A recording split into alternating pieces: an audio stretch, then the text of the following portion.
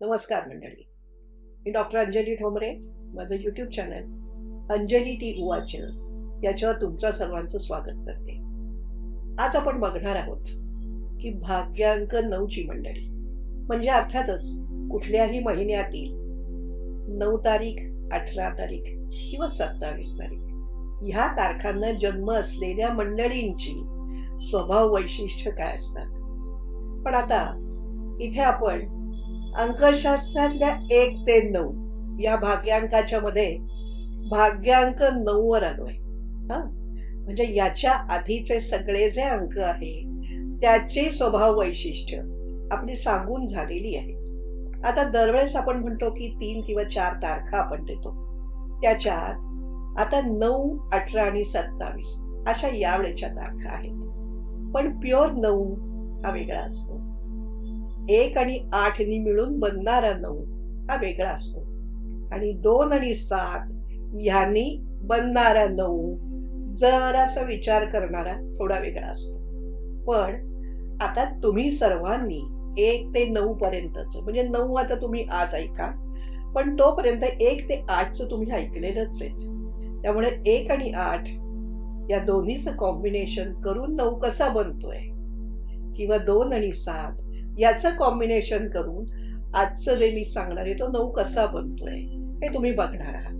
त्यामुळे तुम्हाला अजून स्वभाव वैशिष्ट्यांच्या मधलं महत्व लक्षात येईल किंवा थोडासा छोटा बदल तुमच्या लक्षात येईल. आपण पुढे अजून त्याच्यावरती चर्चा करूच की हे वेगवेगळी स्वभाव वैशिष्ट्य कशी आणि का बनतात आणि त्याचा परिणाम कुठे होतो. पण आज आपण जे घेणार आहोत त्याच्यामध्ये प्युअर 9 वेगळा असणार आहे. 18चा 9 आणि 27चा 9 याचं कॉम्बिनेशन करून 9 कसा बनतोय हे तुम्ही लोकांनी बघायचं आहे. 9 नंबरवरती मंगळाची सत्ता असते. मंगळ म्हणजे सेनापती किंवा वॉरियर. नेपोलियन बोनापार्टला या मंगळाची ताकद काय आहे याची कल्पना होती.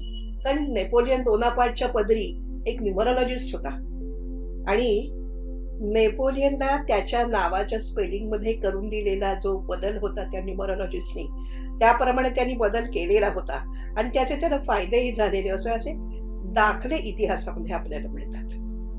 आता नेपोलियनला ही कल्पना असल्यामुळे परत 9 नंबर कसा आहे, मारू या मरू किंवा जिंकू किंवा मरू हा जो ॲटिट्यूड आहे ना मंगळाचा किंवा 9 नंबरचा, हे नेपोलियनला माहीत असल्यामुळे 9 नंबरचा अंमल असलेली एक तुकडीच त्यांनी बनवली होती की जिथे अशा पद्धतीची गरज असेल तिथे ती टोळी जाणार.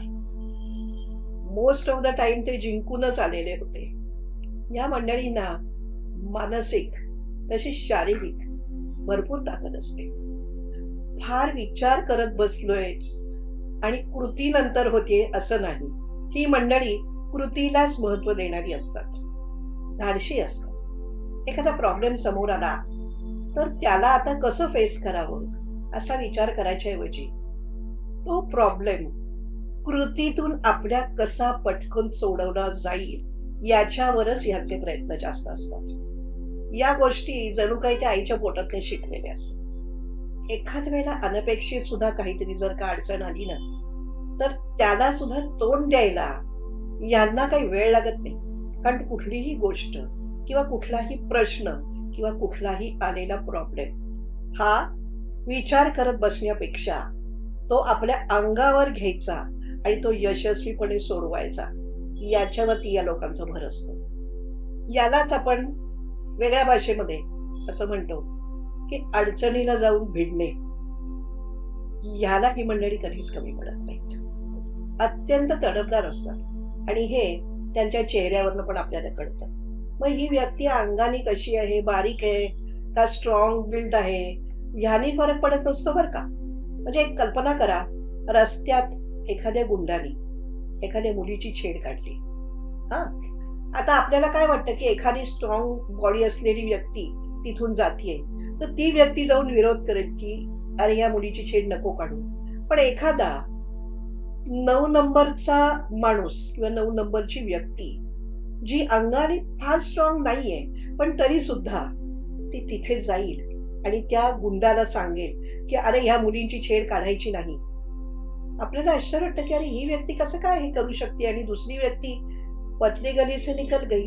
पण ह्या लोकांना जिथे अन्याय होतो ना, त्या अन्यायासाठी कोणासाठी उभं राहणं, अन्याय झाल्यामुळे तिथे विरोध करायला कोणासाठी उभं राहणं हे यांना शिकवायला लागत नाही. पण जिची छेड काढली ती जर मुलगी 9 भाग्यांकाची असेल ना, तर मात्र त्या छेड काढणाऱ्या माणसाला ती रस्त्यात सुद्धा त्याला सरळ करायला कमी पडणार नसते. म्हणजे काय, स्वतःच्या संरक्षणासाठी ती इतरांच्यावरती अवलंबून न राहता स्वतःच स्वतःचं संरक्षण करून मोकळी होईल.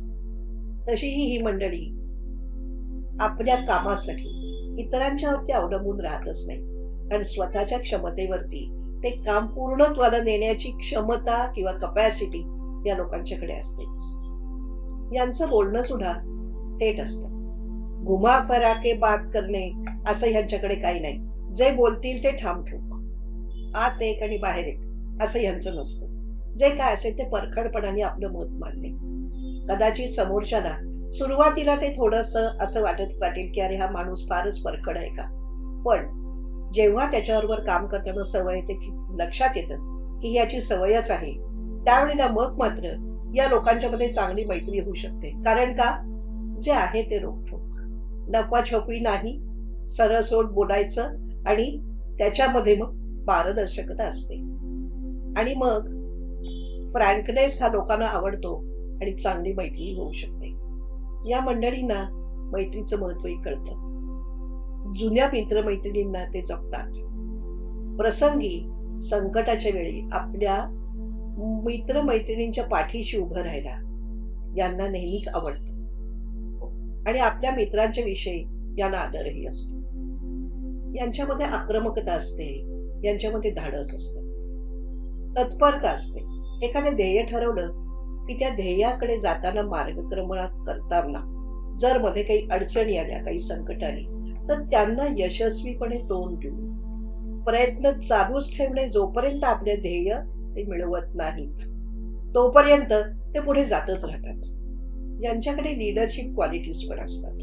त्याच्यानंतर इतरांना इन्स्पायर करण्याचं कसबही यांच्याकडे आहे. म्हणून यांच्यातले हे स्ट्रॉंग पॉइंट्स बघितल्यानंतर यांचे फॉलोअर्स पण असतात. भाषण करायला जरी मंडळी उभी राहिली ना, तर संपूर्ण सभेला भारावून टाकण्याचं कसब पण यांच्याकडे आहे. आणि ज्या पद्धतीने ते बोलतात ना, तर म्हणजे ह्याची तुलना आपण कशाशी करू की एखाद्या वेळेला काय आहे की युद्धाच्या वेळेला परिस्थिती आत्ता आपल्या बाजूला नाहीये, पण तरी सुद्धा आपल्या सैनिकांना या परिस्थितीत सुद्धा खूप तडफदारपणे युद्ध करण्यासाठी उभं करणं, अशी जेव्हा गरज असते ना, तेव्हा 9 भाग्यांकाच्या एखाद्या व्यक्तीने जर का तिथे जाऊन भाषण दिलं ना, म्हणजे सैनिकांच्याच मधला तो असतो, तो त्यांच्या कदाचित खूप वरच्या कॅडरमधली ती व्यक्ती असते, ती जेव्हा जाऊन तिथे भाषण करते ना, तेव्हा वीररसाने ओथंबून ते भाषण असतं. आणि मग 100 विरुद्ध 10 सैनिक जरी असतील तरी हे 10 सैनिक त्या 100 वरती तुटून पडण्याची सुद्धा क्षमता निर्माण करण्याची असं यांचं भाषण असतं. थोडक्यात काय, आपल्या शौर्याने भरलेल्या भाषणातून इतरांना पेटवून उठण्याचं कसब यांच्या अंगी असतं. यांच्यात असलेल्या या पॉझिटिव्ह क्षमतेमुळे कुठलंही काम त्यांना कठीण वाटत नाही. किंवा अशा ठिकाणी म्हणजे जिथे पोलिसांची गरज आहे, आर्मीमध्ये जायला पाहिजे किंवा कुठेतरी जाऊन लढाऊ वृत्तीने दाखवून एखादं पादाक्रांत करण्याची गरज आहे, अशा ठिकाणी ही आपल्याला माणसं दिसली तर नवल नाही वाटणार.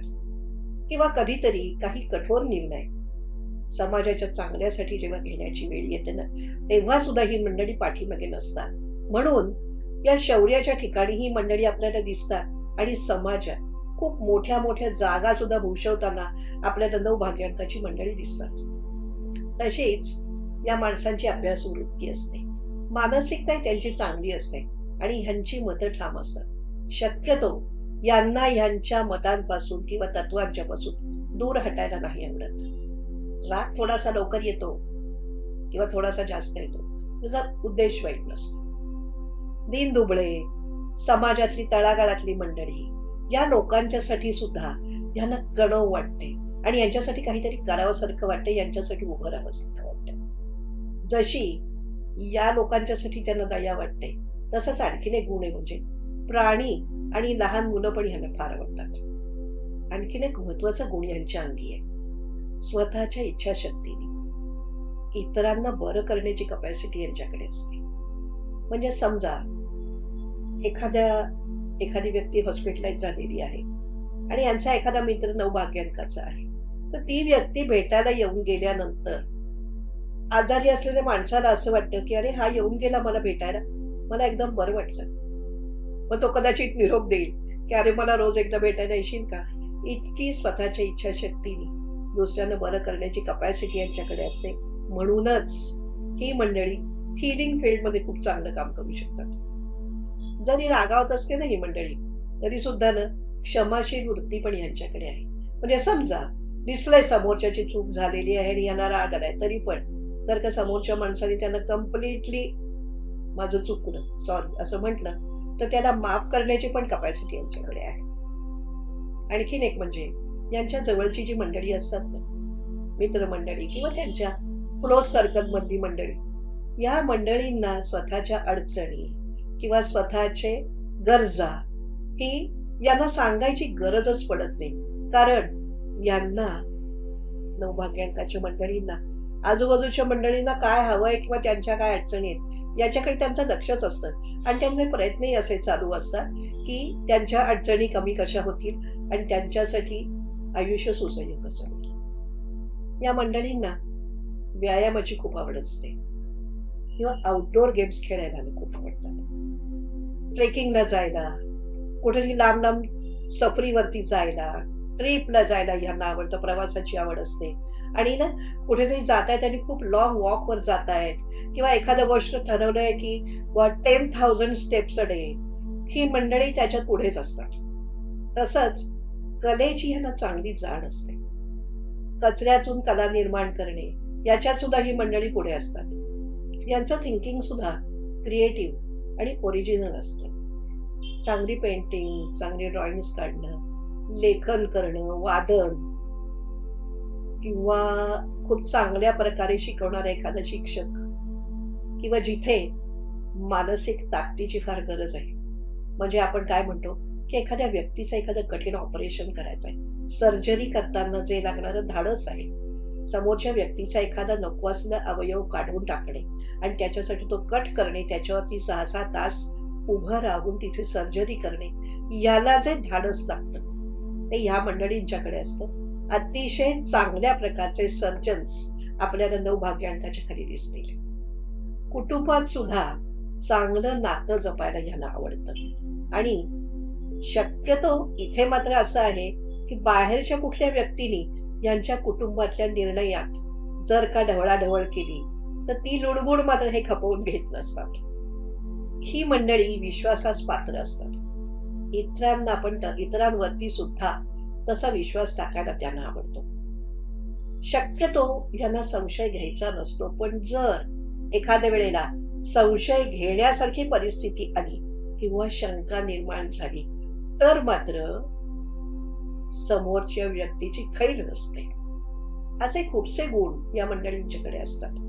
धाडस असतं, आपण जसं बघितलं प्रतिकारशक्ती असते, पण काही वेळेला या लोकांना पेशन्स कमी पडतो आणि पेशन्स कमी पडल्यानंतर कधीतरी असं होतं की समोरच्याचं पूर्ण ऐकून घ्यायच्या आधीच हे रिॲक्ट करायला लागतात.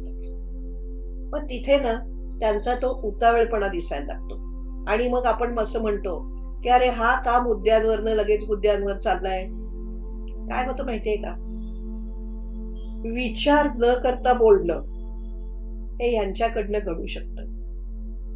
अर्थात ते जे बोलणं असतं त्याला आपण काय म्हणतो की अविचार झाला आणि कदाचित काय होतं की हे बोलून जातात 2-4 गोष्टी, पण नंतर त्यांना लक्षात येतं की अरे आपण हे नको होतं बोलायला. मग खरं तर ही मंडळी अशी आहे की यांना आपण सांगितलं पाहिजे की अरे राग आला तर 1 ते 10 आकडे नाही, 1 ते 25 आकडे मोज. राग आलेला असतो ना त्यांना, त्याचं कारण त्यांचं चुकलेलं नसतं, पण ते व्यक्त करण्याची पद्धत त्यांची चुकलेली असते. आणि ज्या वेळेला खरं तर एखादी गोष्ट शांतपणे ऐकून त्याच्यावरती समोरच्या माणसाला समजावून सांगण्याची गरज असते, त्या ठिकाणी हे इम्पल्सिव्हनेसनी चिडतात त्याच्यावरती. नंतर त्यांच्या लक्षात येतं की अरेच्या आपण हे नको होतं बोलायला, पण नंतर पश्चात्ताप करून काय उपयोग आहे ना. राग येतो लवकर, जातोही लवकर. पण तो जो मधला पिरियड आहे की नाही, त्या पिरियडमध्ये ह्या लोकांनी स्वतःला सांभाळायला पाहिजे. कारण काय होतं, असा जो स्वभाव असतो ना, तर ह्या मंडळींच्या हे लक्षात येत नाही की आपण उगाचच आपल्या वागण्याने ना शत्रू निर्माण करून ठेवतोय. खरं तर वरून रागीट दिसणारी मंडळी ही असली तरी आतून खूप मऊ असतात. पण जेव्हा तो राग येतो, जेव्हा एखाद्या वेळेला गप्प बसण्याची आवश्यकता आहे, आपल्याकडे एक गोष्ट सांगितली पहा, मौनम सर्वार्थ साधनम. हे काही या लोकांना पटत नाही. मग त्या ह्याच्यात ते जे बोलतात ना, मग त्याला कदाचित उद्धट असा शब्द मिळू शकतो, किंवा रागावल्यानंतर कदाचित ह्यांच्याकडे जे हार्श वर्ड्स, कदाचित काही वाईट शब्द जातात. तेवढा जो राग आल्यानंतरच्या वेळचं त्यांचं जे बिहेवियर आहे, तेवढा भाग जर त्यांनी आपला खूप चांगल्या प्रकारे समजून घेतला किंवा त्याच्यावरती थोडा जास्त विचार करून ते कमी करण्याचा प्रयत्न केला, तर हे सगळे जे पुढे होऊन जाणारे प्रॉब्लेम्स आहेत ना, या प्रॉब्लेम्सला नंतर त्यांना फेस करावं लागणार नाही.